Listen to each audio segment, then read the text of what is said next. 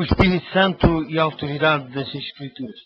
Durante a vida de Jesus, os chefes religiosos e a multidão despreocupada não discerniram a sua verdadeira identidade.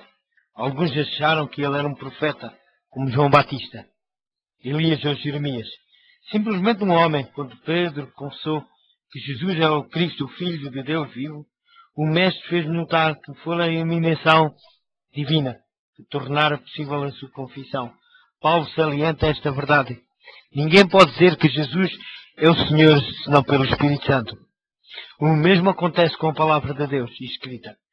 Sem a iluminação do Espírito Santo, a nossa mente nunca poderia compreender corretamente a Bíblia, nem mesmo reconhecer nela a vontade soberana de Deus. Porque ninguém sabe as coisas de Deus, senão o Espírito de Deus.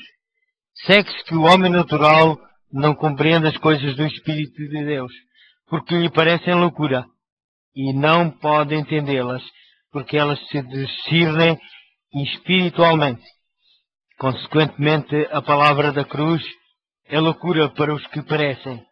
Só com a ajuda do Espírito Santo, que perscruta as profundezas de Deus, nos podemos convencer da autoridade da Bíblia, como revelação de Deus e da sua vontade. É então que a cruz se torna o poder de Deus e nos podemos associar ao testemunho de Paulo. Nós não recebemos o Espírito do mundo, mas o Espírito que provém de Deus, para que pudéssemos conhecer o que nos é dado gratuitamente por Deus. As Escrituras Sagradas e o Espírito Santo nunca se podem separar. O Espírito Santo é simultaneamente o autor e revelador da verdade bíblica.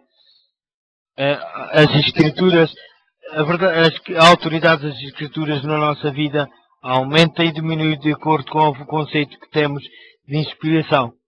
Se entendermos a Bíblia como uma simples coleção de testemunhos humanos, ou se a autoridade que lhe atribuímos depender de algum modo da maneira como ela mexe com os nossos sentimentos e emoções, solapamos a sua autoridade na nossa vida.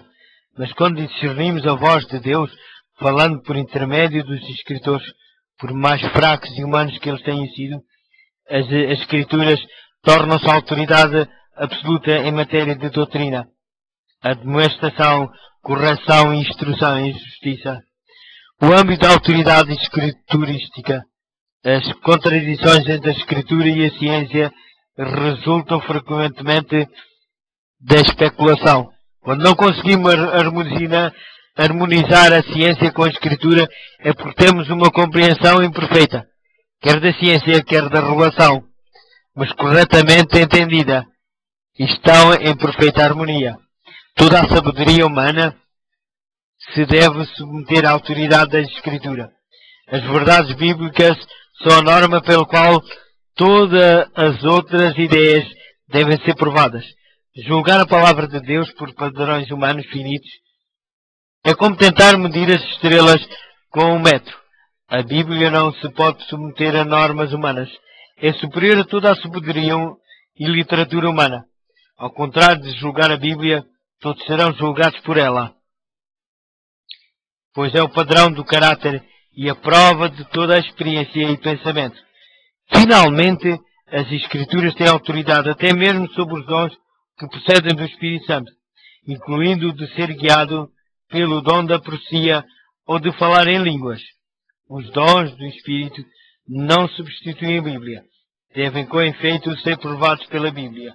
E se não estiverem de acordo com ela, devem ser rejeitados como não genuínos.